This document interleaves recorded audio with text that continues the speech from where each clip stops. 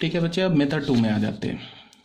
Method 2 में क्या है कि अगर मान लो कि हमें फॉर्मूला नहीं आता है, ठीक है, ये वाला जो फॉर्मूला है ना, determinant of A B plus k into I n, इसका डिटर्मिनेंट किसके इक्वल है, A determinant of A plus k to the power n. अगर मान लो ये फॉर्मूला हमें नहीं याद है तो भी कोई टेंशन नहीं लेना है। इसके मैंने अभी बताया कि हर बार इसके बिना क्वेश्चन सॉल्व हो जाएगा, तो बस सॉल्व करते हैं। बी क्या दे रखा है, ये दे रखा है adjoint of A, adjoint of A, तो ए बी क्या हो जाएगा, A into adjoint of A, ये क्या होता है determinant of A into I n, तो ये क्या हो जाएगा determinant of A into I n, क्या हमारा 3, ए का डिटर्मिनेंट हमने 1 निकाल रखा है, तो ये 1 इंटू आई 3 किसके इक्वल हो गया, ये आई 3 के इक्वल। क्लियर है यहाँ पे। अब हमें क्या चाहिए, ए B plus k into I N का मतलब आई 3, और के का वैल्यू क्या दे रखा है, एक्चुअली के का वैल्यू तुम्हें दे रखा है 2, तो इसका मतलब क्या हो गया, ए बी प्लस 2i3, इसका वैल्यू हमें चाहिए।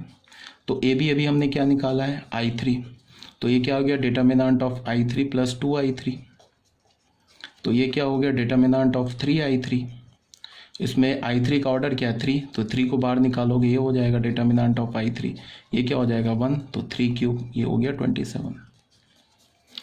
ठीक है, तो हमने मेथड 2 से भी सॉल्व कर लिया। अगर तुम्हें ये फॉर्मूला नहीं याद है तो भी कोई प्रॉब्लम नहीं है, चिंता करने की कोई ज़रूरत नहीं है, इसके बिना भी क्वेश्चन सॉल्व हो जाएगा। तो ये हमारा finally adjoint of a matrix complete हो गया।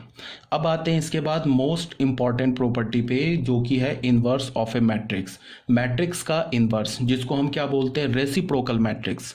रेसिप्रोकल मैट्रिक्स का मतलब ये नहीं है कि ऐसे तुम समझो, रेसिप्रोकल वर्ड यूज़ करने का मतलब ये नहीं है कि 1 अपॉन ए, ये कुछ नहीं होता है। अगर मैंने बोलूँ ना 1 अपॉन कोई मैट्रिक्स बोल दो, ऐसा हमने नहीं कभी पढ़ा है कि 1 अपॉन 2 3 4 5, ऐसा हमने पढ़ा ही नहीं, ये एग्जिस्ट ही नहीं करता है। मैट्रिक्स का डिवीजन नहीं होता है। क्यों नहीं होता है, बिकॉज मैट्रिक्स जो है ना वो अरेंजमेंट है, तो अरेंजमेंट को हम डिवाइड थोड़े ना कर सकते, तो डिवीजन नहीं होता है। बट हम लोग ऐसे बोलेंगे कि ए इनवर्स, इसको हम ये नहीं लिखेंगे 1 अपॉन ए, ये बात तुम लोगों को ऑलरेडी बता रखा है, ऐसा मत लिख देना। ठीक है, ए टू द पावर -1 का क्या मतलब होता है कि inverse of A matrix A, matrix A का इनवर्स, जिसको हम रेसिप्रोकल मैट्रिक्स बोलते हैं। ठीक है, अब आ जाते हैं, पहले डिफाइन कर लेते हैं इनवर्स होता क्या है। इसमें क्या है कि a square matrix of order n, obvious ही बात है जो स्क्वायर मैट्रिक्स होगा वो नॉन सिंगुलर होगा। ये तो मैं शुरू से बोल रहा हूँ कि ए इनवर्स सिर्फ नॉन सिंगुलर मैट्रिक्स का ही एग्जिस्ट करता है, सिंगुलर मैट्रिक्स का इनवर्स एग्जिस्ट नहीं करता है। तो यहाँ पे क्या है, a square matrix non singular of order n is said to be invertible if there exists a square matrix B of the same order such that AB is equal to IN is equal to BA, then A inverse is equal to B, and also if B is non-singular then B inverse is equal to A। मतलब क्या है कि हमारे पास कोई एक non singular matrix A है, ठीक है, अगर तुमने एक मैट्रिक्स B फाइंड आउट कर लिया such that AB is equal to BA is equal to I, तो A का इनवर्स B हो जाएगा। ठीक है, अब अगर वो बी मैट्रिक्स भी हमारा नॉन सिंगुलर है तो बी का इन्वर्स भी ए हो जाएगा। ये बात आ रही है समझ में, कोई प्रॉब्लम नहीं है। तो ये था हमारा प्रॉपर्टी ये डेफिनेशन। ठीक है, अब आ जाते हैं प्रॉपर्टी 1 में, यूनिकनेस ऑफ इन्वर्स। इन्वर्स का यूनिकनेस क्या है। अगर मैंने तुम्हें बोला कि हमारे पास एक मैट्रिक्स ए है जिसका इन्वर्स बी है, तो बी जो मैट्रिक्स हो गया ना वो फिक्स हो गया, वो यूनिक मैट्रिक्स हो गया, वो चेंज नहीं होगा। ऐसा नहीं होगा कि ए का इन्वर्स बी भी है और ए का इन्वर्स सी भी है, ये नहीं है। ए का अगर एक ही इन्वर्स होता है, ठीक है, तो मैट्रिक्स का जो इन्वर्स होता है ना वो यूनिक होता है। तो इसी बात को हमने यहाँ पे लिखा है, every invertible matrix possess a unique inverse. कोई भी इन्वर्टेबल मैट्रिक्स है वो यूनिक, उसका इन्वर्स यूनिक होता है। तो प्रॉपर्टी नंबर 1 में आ जाते हैं। प्रॉपर्टी 1 में क्या बोल रहा है कि हमारे पास ए जो है एक नॉन सिंगुलर मैट्रिक्स है, तो हमें क्या प्रूव करना है कि बी जो है इसका इन्वर्स ऑफ ए है, इन्वर्स ऑफ ए। तो ए का इन्वर्स है तो हमें प्रूव करना है कि B is the only matrix या B is the only inverse of A, सिर्फ एक ही इन्वर्स होगा, एक से ज़्यादा नहीं होगा।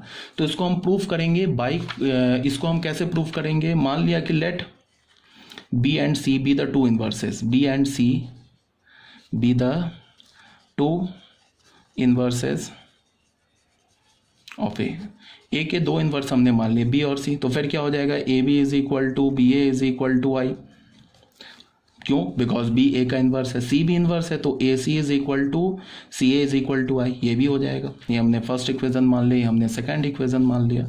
अब ए बी आई के इक्वल है ना, ठीक है ना।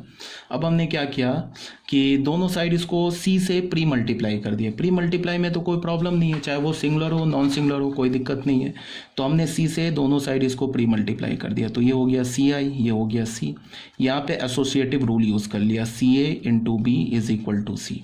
तो सी ए किसके इक्वल है? आई के। तो यहाँ से क्या हो गया? I into B is equal to C. तो यहाँ से हमें क्या मिल गया? B is equal to C. Proof हो गया। इसका मतलब क्या हो गया कि जो दोनों इन्वर्स है वो एक्चुअली दो नहीं है, वो तो एक ही है। अगर तुमने बोला ना कि B is the inverse of A and C is the inverse of A, इसका क्या मतलब हुआ? B is equal to C। इसका ये मतलब हुआ inverse of a square inverse of a non singular square matrix is always unique, वो unique होता है, ठीक है। और मैं बार बार बोल रहा हूँ कि प्रूफ याद रखने की जरूरत नहीं है। याद क्या रखना है? सिर्फ और सिर्फ तुम्हें प्रॉपर्टी। प्रूफ नहीं पूछता है किसी भी एग्जाम में, सिर्फ तुम्हें प्रॉपर्टी याद रखना है जेईई मेंस एडवांस के लिए, ठीक है। कई बार मैंने ऑलरेडी बोल दिया है।